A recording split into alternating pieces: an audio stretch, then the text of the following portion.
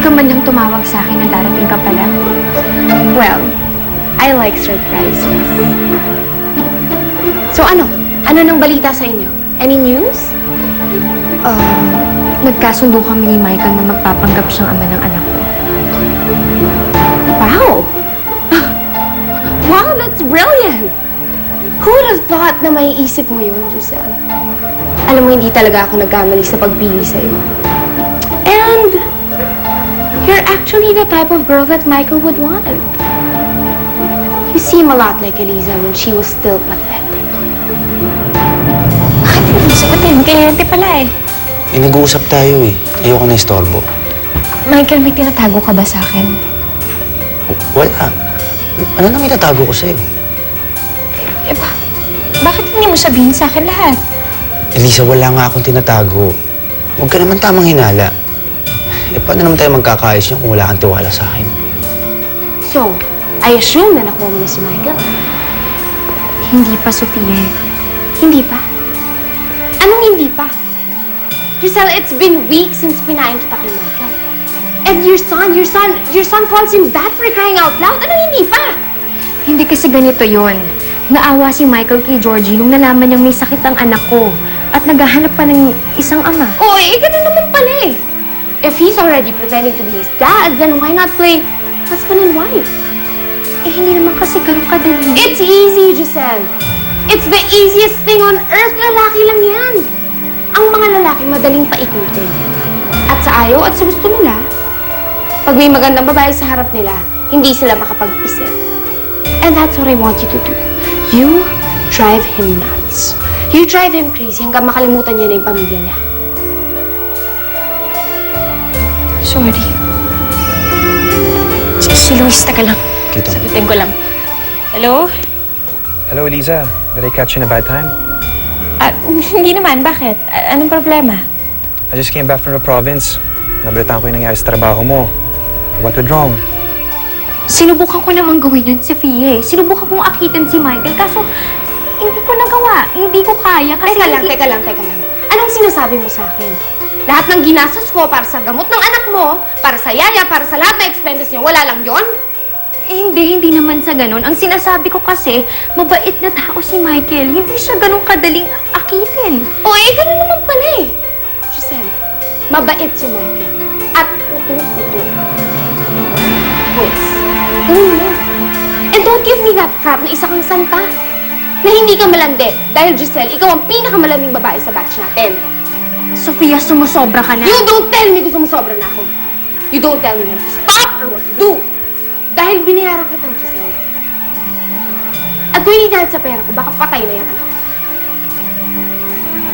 Now, kung sinasabi mo sa akin na hindi ka malandi, pues, maglandi ka. Kung hindi mo kaya, kayanin mo. I want Michael to fall in love with you. Or else, sino magbabayad ng mga gawain? Elisa, hindi ka dapat pumayag. You were protected by the law. And besides, wala namang proof na nalason lang. As far as I know, ikaw ang biktima dito. Ikaw ang dapat naghabla sa mga newspaper na naglabas ng news. Pero Luis, the fact na parang wala na ako talagang pakialam sa mga nangyayari. Parang sign na kasi yun na talagang hindi ako karapat-dapat sa mundong yun. No, Elisa. Yan ang gusto nilang ipaisip sa'yo. Huwag mo silang hayaan na sabihing mahina ka. Na hindi mo na kaya isang bagay. Salamat, pero nangyari na eh. Don't give up, Elisa. Let me know as soon as we can talk. We can still fight this. Pag tumigil ka sa paglaban, para ka na rin nagpakamatay. Sorry, masyado na ako naging emosyonal. Hindi nila dapat ginagawa sa ito. Magkita na lang tayo para mapag-usapan ito. Sige. Salamat ah. Text na lang tayo. Okay. Bye-bye.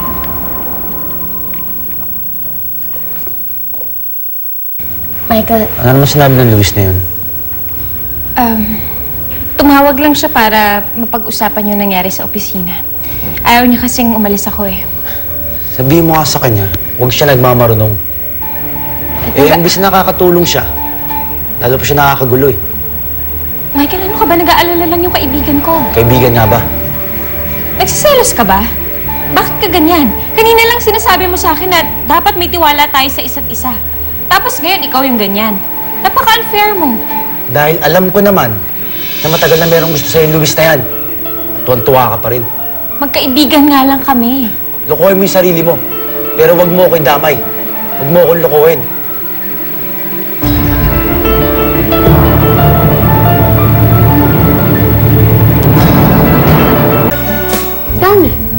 Tell me, Giselle. Can you do it? Kasi kung hindi na ako mag-aaksaya ng panahon at ng pera para sa anak mo. Ano? Gagawin ko, Sofia, kahit na anong gusto mo gagawin ko. Good. I thought so. Now pick up the phone and call up Michael.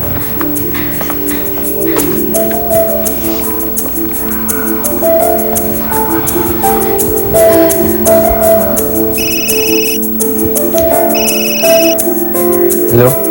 Hello, Michael. Napatawag ka? Si Georgie kasi nagyaya siyang mag-bike bukas. Pwede ka ba? Sige. Sabihin mo darating ako. O sige, kita tayo bukas, ha? Excited na rin akong makita ka. Ryan. Good. But not good enough. Bukas gusto ko kuha mo na ang puso ni Michael. Ang puso ni Michael, katumbas ang buhay ni Georgie. Sana, Giselle, nagkakaintindihan tayo.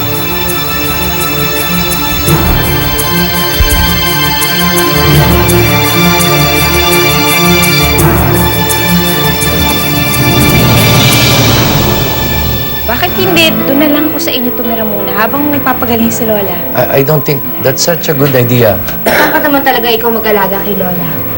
Ikaw naman ang may kagagawa ng lahat ng to, di ba, Eliza? We're gonna be one big, happy family. Eliza, kahit naman mongha, alam mo, papatulan ka kasi makikita ka naka-nightgown. Ewan ko, parang wala na kaming spark dalawa ni Michael. Hindi kaya may ibang babae siya. Kung sana, Michael, hindi mo ba ako papakalala sa pamilya mo?